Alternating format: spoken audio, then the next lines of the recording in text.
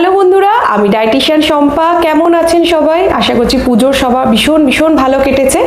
আর পুজো শেষ হওয়ার সাথে সাথেই কিন্তু সবার একটা ওয়েট লস করার ইচ্ছা খুব বেশি পরিমাণে, মনে হয় যে ওয়েটটা তাড়াতাড়ি লুজ করে ফেলি, যতটা ওয়েট গেইন হয়েছে তাড়াতাড়ি যেন কমে যায়। এবং সেই কারণে কিন্তু অনেকেই খুব চটজলদি সব কিছু খাওয়া বন্ধ করে দেন। এবং যখন আপনি ওয়েটটা লস করছেন বা ওয়েটটা কমাতে চাইছেন, সবসময় মনে রাখতে হবে যে ইটিং লেস ইম্পর্টেন্ট, কিন্তু ইটিং রাইটটাও ভীষণ ইম্পর্টেন্ট। অর্থাৎ আপনি কম খান ঠিক আছে, কিন্তু সঠিক মাত্রায় সঠিক জিনিসটা খান, সেটা অনেক বেশি জরুরি।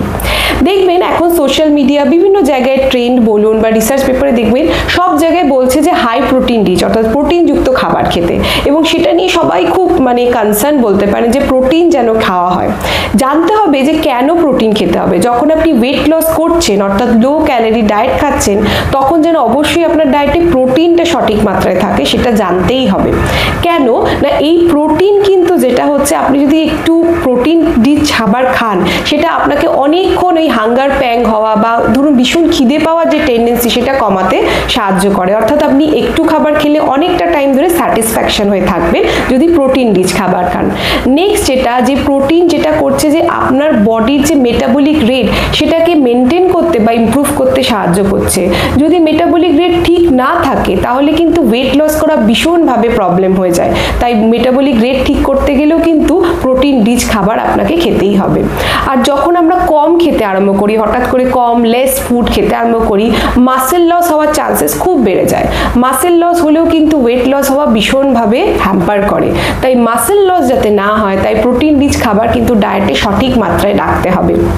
তাহলে কিন্তু 3টে পয়েন্ট মনে রাখতেই হবে। একটা হচ্ছে যে যদি আপনি প্রোটিন রিচ খাবার খান, সেটা আপনাকে অনেকক্ষণ ধরে খিদের হাত থেকে বাঁচাচ্ছে, খিদে পাচ্ছে না চট করে, আপনার মাসেল ইমপ্রুভ করতে হেল্প করছে, যেটা ডাইরেক্টলি আপনার ওয়েট লসের সাথে রিলেটেড, আর আপনার বডির মেটাবলিক রেটকে ইমপ্রুভ করছে, অর্থাৎ সেটাও কিন্তু ডাইরেক্টলি ওয়েটের সাথে রিলেটেড। সেই কারণেই কিন্তু এখন রিসার্চ বলুন, বিভিন্ন সোশ্যাল মিডিয়া বলুন, সবাই প্রোটিন রিচ খাবার খাওয়ার জন্য বলছে এবং সবাই বলছে যে প্রোটিন জাতীয় খাবার খান। তাই আপনি যদি ওয়েট লস করতে চান, অবশ্যই প্রোটিন রিচ খাবার ডায়েটে রাখতে হবে। এবারে মনে হতে পারে যে কিভাবে এই প্রোটিনটা আমাদের বডিকে হেল্প করছে। যখন আমরা ওয়েট লস করতে চাই, তখন কিন্তু আমাদের ফিজিওলজি বা আমাদের বডি এটা বোঝে না যে আমাকে ফ্যাটটা লস করতে হবে, মাসেলটা না। যখন আপনি খুব কম পরিমাণে খাবার শুরু করছেন ওয়েট লস করার জন্যে, তখন ফ্যাটের সাথে সাথে কিন্তু মাসেল লসও স্টার্ট হচ্ছে। এবং মাসেল লস স্টার্ট হচ্ছে, সেটা রিকভারি করার জন্যই প্রোটিন জাতীয় খাবার রাখতে হবে। এর মধ্যে যে অ্যামাইনো অ্যাসিডসগুলি থাকে, সেগুলো মাসেলকে ইমপ্রুভ করতে, মাসেলের হেলথ মেনটেন করতে সাহায্য করে। তাই অবশ্যই এই জাতীয় খাবারগুলো রাখতে হবে। এবারে চটজলদি বলে দিই, সবাই জানেন যে প্রোটিন রিচ খাবার কি। চিকেন, ফিশ, এগ, এগুলো সবই প্রোটিনযুক্ত খাবার।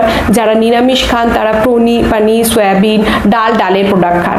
তবে সবসময় চেষ্টা করবেন যে কম্বিনেশন, অর্থাৎ প্রোটিনকে সবসময় যদি আপনি একটা বা দুটো কম্বাইন্ড ফর্মে খান, সেটা অনেক বেশি আমাদের বডিতে ভালোভাবে অ্যাবজর্ব করে। বিশেষ করে যখন আপনি প্ল্যান্ট প্রোটিন, অর্থাৎ ভেজিটেবল যেই প্রোটিন বা লেন্টিলস থেকে যেই প্রোটিনগুলো পাচ্ছেন, সেগুলোর জন্য। তাই চেষ্টা করুন যখন ডাল রান্না করছেন, 2-3 রকম ডাল একসাথে মিক্স করুন, তার সাথে পেঁপে, পাতিলেবুর রস অ্যাড করুন, বা এখন স্পিনাচ বা পালং শাক যেটা উঠছে, সেটাকে ডালে অ্যাড করে দিন। তাহলে কিন্তু প্রোটিনের অ্যাবজর্পশন বডিতে অনেকটাই বেড়ে যায়।